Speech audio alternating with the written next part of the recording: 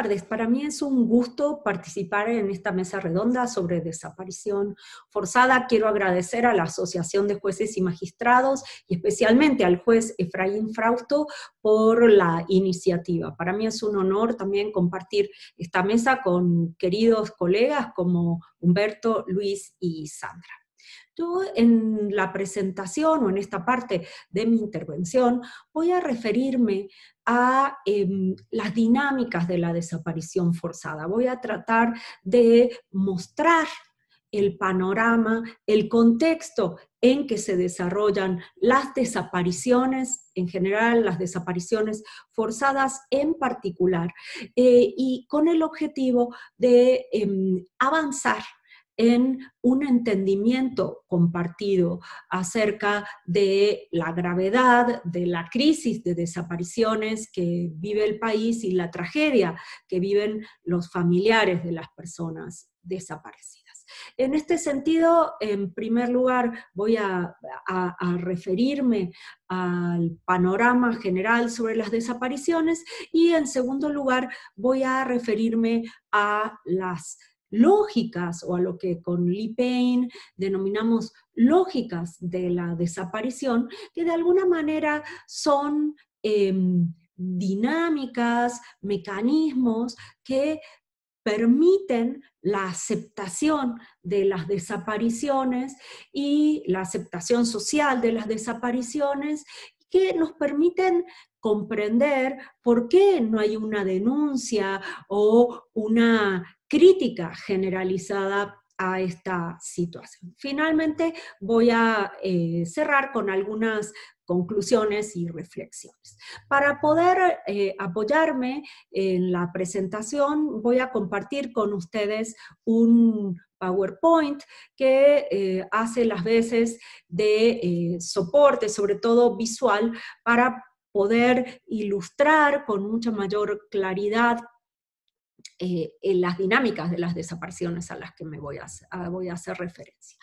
Una cosa que es muy importante y que no podemos dejar de tener en cuenta es que las desapariciones son eventos complejos que implican diferentes momentos en el tiempo, y comprender las desapariciones implica comprender estos momentos.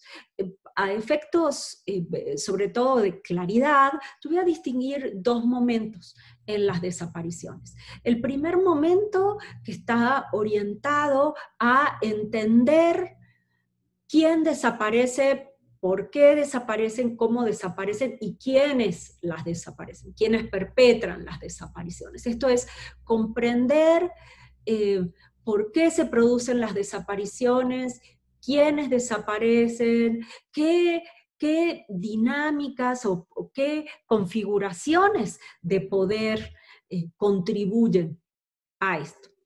Pero en segundo momento tiene que ver con la respuesta del Estado ante las desapariciones. Cuando una persona desaparece, además de saber cómo desaparece y quién la desaparece, es fundamental la respuesta del Estado, el acceso a la justicia de las víctimas de desaparición es fundamental en este proceso. Y a esto le llamamos el segundo momento, que tiene que ver cómo el sistema de justicia, cómo los diferentes mecanismos estatales garantizan verdad, justicia, reparación y no repetición frente a las desapariciones.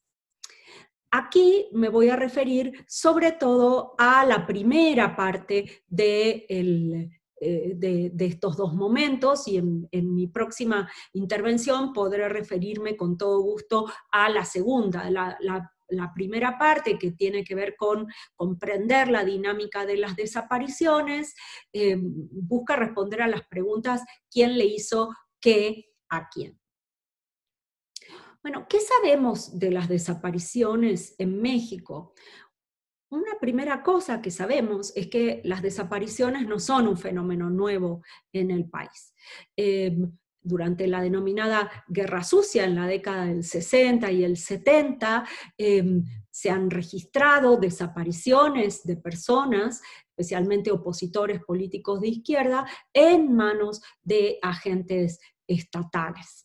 Y estas desapariciones siguen sin ser esclarecidas y no hubo un proceso de búsqueda de verdad y de justicia para las víctimas y sus familiares. Sin embargo, entre 1964 y 2006 tenemos registradas oficialmente 1.708 personas desaparecidas, según el Registro Nacional de Personas Desaparecidas y No Localizadas. Pero como vemos, a partir de 2007, con la declaración de la guerra contra, o de la denominada guerra contra el narcotráfico por parte del presidente Felipe Calderón, lo que tenemos es un incremento exponencial del problema de las desapariciones y de las conductas que derivan en desapariciones. En los últimos 15 años, 75.405 personas desaparecieron y continúan desaparecidas en el país. ¿A qué nos remite esto? En primer lugar, a que estamos ante una crisis de desapariciones por la magnitud y por su número. Estamos ante una práctica generalizada. Esto es, las desapariciones no son hechos aislados, son hechos generalizados en el país. Por otra parte, también en términos de la distribución en el territorio, lo que observamos en el presente mapa es que toda la República Mexicana está coloreada, con mayor o menor intensidad de azul, pero toda la República Mexicana está coloreada. ¿Qué significa esto? Que en las 32 entidades federativas hay registradas personas desaparecidas, se han cometido desapariciones y en ese sentido hay una deuda de verdad, justicia, reparación, y el acceso a la justicia de las víctimas es una obligación perentoria. Pero, sin embargo, quiero destacar que a pesar de esta distribución en todo el país, existen entidades federativas donde al día de hoy la magnitud de las desapariciones es mayor. Las entidades federativas que tienen colores azules más oscuros son las que tienen mayor cantidad de personas desaparecidas registradas. Quiero destacar a Tamaulipas, con más de 10.000 personas, y Jalisco, posteriormente Veracruz, con cerca de 5.000 personas desaparecidas, Sinaloa, con otro tanto, y Guerrero, Nuevo León y Coahuila, como estados que tienen más de 3.000 personas desaparecidas en el país. Si nosotros vemos este mapa, lo que observamos es que los lugares más comprometidos, las tierras de desaparición, están en las costas, en las zonas fronterizas, y que a medida que nos movemos del sur al norte, la práctica de desaparición o la tragedia de desaparición aumenta. Esto es importante porque las desapariciones tienen componentes locales muy precisos que no se pueden perder de vista al momento de atender un caso o una serie de casos y situarlos en su contexto. Por otra parte, también observamos, de acuerdo con la misma fuente, el Registro Nacional de Personas Desaparecidas y No Localizadas, que no todas las personas tenemos la misma probabilidad de desaparecer en el país. Las personas jóvenes son las principales víctimas de desaparición. Las personas entre 15 y 35 años son las que son más vulnerables ante las desapariciones, y en el caso de las mujeres, representadas por esta curva en amarilla, se observa que todavía son más jóvenes las mujeres entre los 10 y los 25 años tienen mayor probabilidad de desaparecer que las mujeres de otras edades. Esto nos llama la atención acerca de que no cualquier persona tiene la probabilidad de desaparecer, y que en realidad los patrones de desaparición tienen regularidades que no se pueden dejar de lado, y así sobre eso me referiré con un poco más de detenimiento.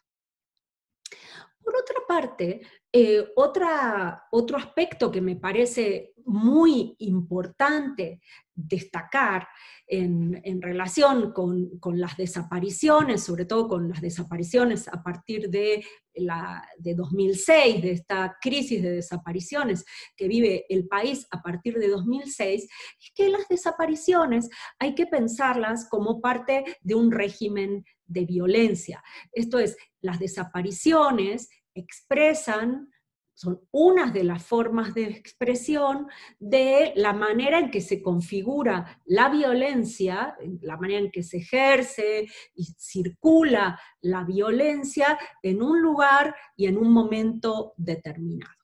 Este régimen de violencia en México en los últimos 15 años, nosotros lo caracterizamos como un régimen que tiene dos características. Es multidireccional y es multinivel. ¿A qué nos referimos cuando decimos que es multidimensional? Nos referimos a que las desapariciones las perpetran diferentes actores, no solo actores estatales desaparecen a personas, a miembros de la sociedad, sino que hay grupos criminales que desaparecen a miembros de otros grupos criminales o a miembros de la sociedad o también a agentes estatales. Esto es, tenemos un panorama de circulación de la violencia donde no tiene una dirección clara, sino que se dirige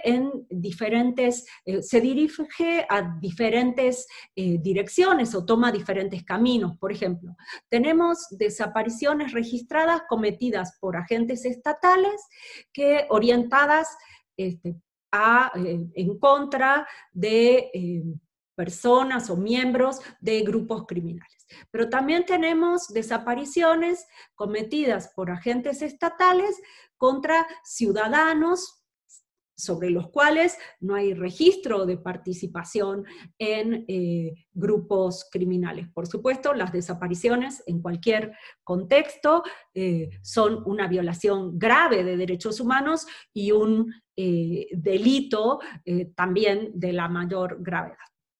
Pero también tenemos desapariciones cometidas por grupos criminales o en contra de miembros de grupos rivales, como una manera de controlar el territorio y debilitar al enemigo. Y también tenemos desapariciones cometidas por grupos criminales contra miembros de la sociedad, y según testimonios que hemos recogido, en muchas oportunidades, porque estas personas no acceden a formar parte de estos grupos. Y también tenemos desapariciones que se cometen al interior de la sociedad, como por ejemplo casos de feminicidio, donde un agresor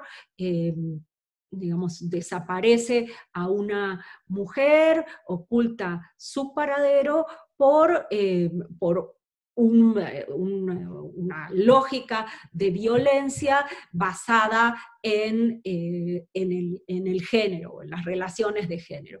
Esto es, cuando nos referimos a este régimen multidireccional, nos referimos justamente a eso, en que hoy las desapariciones en México son resultados de procesos muy distintos. Puede ser, una persona puede desaparecer, sobre todo una mujer, porque es víctima de trata, ¿no? Puede desaparecer porque fue detenida ilegalmente por agentes estatales para obtener una confesión o para eliminarlos. Puede desaparecer porque fue reclutada forzosamente por grupos de crimen organizado o esclavizadas por estos, o puede desaparecer porque es víctima de un acto de violencia puntual. Y esto no lo podemos perder de vista. Esto no implica que haya desapariciones más graves que otras. Toda desaparición debe ser esclarecida. Por otra parte, las desapariciones también, el régimen de violencia en el que se insertan las desapariciones tienen múltiples niveles. Estos niveles son los niveles de los poderes del Estado. Existen desapariciones vinculadas con la lógica del régimen de violencia, las reglas de ejercicio de la violencia, del gobierno federal, estipuladas por el gobierno federal, que se despliega a lo largo y ancho del territorio. Existen regímenes de violencia que derivan en desapariciones, que están vinculados con las dinámicas, con las configuraciones de poder legal e ilegal al interior de las entidades federativas, de los estados, y no podemos perderlo de vista. Y finalmente existen desapariciones que están vinculadas con el régimen de violencia, la configuración del poder de los actores poderosos, legales e ilegales, a nivel municipal. Entonces, esto es muy importante no perderlo de vista, donde ante un caso de desaparición deberemos ubicar a qué tipo de régimen de violencia o cuál es el régimen de violencia que mejor explica ese episodio para poder dimensionarlo en toda su complejidad. Bueno, estas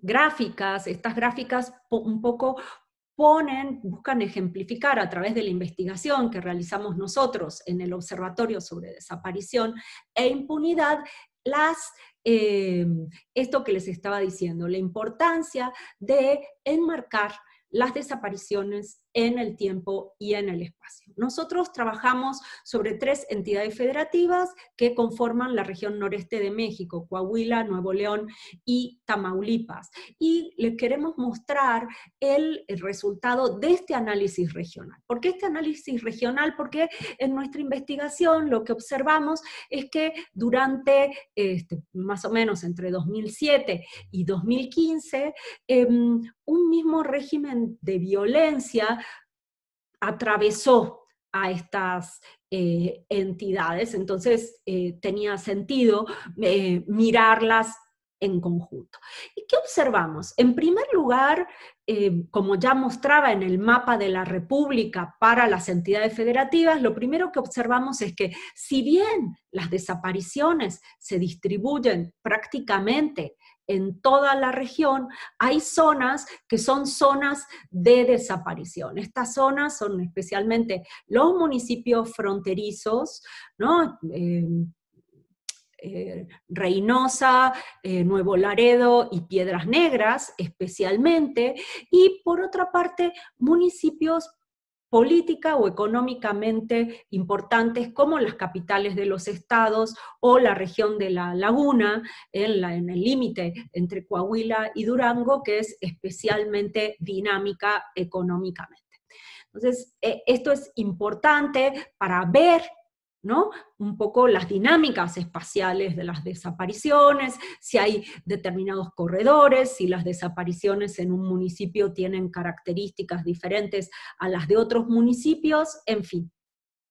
Por otra parte, quisiera también destacar que las desapariciones no son un fenómeno homogéneo en el tiempo, lo que observamos en general son picos y valles, y en esta región claramente el pico tuvo lugar en el año 2011, el año donde más desapariciones se registran. Antes de 2011 empiezan a subir, hay un pico y luego empiezan a descender, aunque hay que señalar que no desaparecen completamente como práctica, pero su magnitud disminuye. Entonces, esto para mostrar lo que un esfuerzo de contextualización y análisis de las desapariciones en el tiempo y en el espacio nos puede aportar para la comprensión o para la posibilidad de situar casos particulares o conjuntos de casos particulares. Finalmente, yo quisiera hacer referencia a 4 lógicas de desaparición que nosotros identificamos con Lee Payne, que atraviesa cualquier tipo de desaparición en cualquier contexto y que de alguna manera son los mecanismos que permiten o que a nuestro criterio facilitan la aceptación social de las desapariciones. Porque una pregunta que surge inmediatamente cuando vemos estas cifras es ¿por qué ante una tragedia de esta magnitud no existe una denuncia y un rechazo social generalizado? Y esto se refiere a estas 4 lógicas de la desaparición. La primera es la lógica de la población desechable, según la cual las personas que desaparecen son responsables de su desaparición por lo que hacen. Son personas sospechosas, consideradas enemigas de la sociedad o construidas como enemigas de la sociedad. En el caso de México, claramente la vinculación de las desapariciones con los grupos de crimen organizado genera una asociación inmediata entre la persona desaparecida y la criminalidad. Y por otra parte, en el caso de México también, las personas desaparecidas no son parte de una élite política, económica o cultural, más bien pertenecen a sectores sociales medio bajos o bajos. La segunda lógica de la desaparición es la de la clandestinidad. Las desapariciones se caracterizan por la clandestinidad, esto es, se caracterizan por el ocultamiento. ¿Quiénes desaparecen? Ya sean agentes estatales o particulares, ocultan el paradero de las personas. Y esto lo tenemos que tener claro, porque esto va a generar desafíos para comprender la verdad, para poder esclarecer el fenómeno. Por otra parte, la tercera lógica que tiene que ver con las familias y la psicología de las familias, tiene que ver con la lógica de la pérdida ambigua, las familiares de personas desaparecidas. Cuando un ser querido desaparece, experimentan una pérdida ambigua, no saben qué pasó con su ser querido, no saben si está vivo o no está vivo. Tienen miedo, no tienen información adecuada, pasan por un periodo de desorientación y desconcierto, y esto muchas veces aletarga y también las aísla y se sienten estigmatizadas por sus comunidades y por sus mismos familiares, y si a esto se suma la negación de las autoridades muchas veces de la práctica de la desaparición, se puede entender por qué en muchos casos las familias tardan en organizarse o en iniciar denuncias. Y finalmente la cuarta lógica es la lógica de la economía política, de la racionalidad económica de las desapariciones. Las desapariciones tienen una racionalidad económica. Por una parte, están vinculadas, como hay evidencia, con el reclutamiento forzado, con la esclavitud, ¿no? En el caso de México. Por otra parte, están vinculadas con la vulnerabilidad económica de las personas que son víctimas de desaparición. Y por otra parte, también, y no por ello menos importante, aunque la menciono al final, con la vulnerabilidad económica de las familias. Cuando alguien desaparece, las familias no solo pierden a un ser querido, sino que para buscarlo y para poder abrir las puertas de la justicia, tienen que invertir una cantidad de recursos que muchas veces no están a su alcance. Dicho esto, quisiera señalar las principales conclusiones. Mis principales conclusiones son las siguientes. Primero, las desapariciones, el país vive una crisis de desapariciones y estas son generalizadas, con lo cual tenemos que entenderlo así.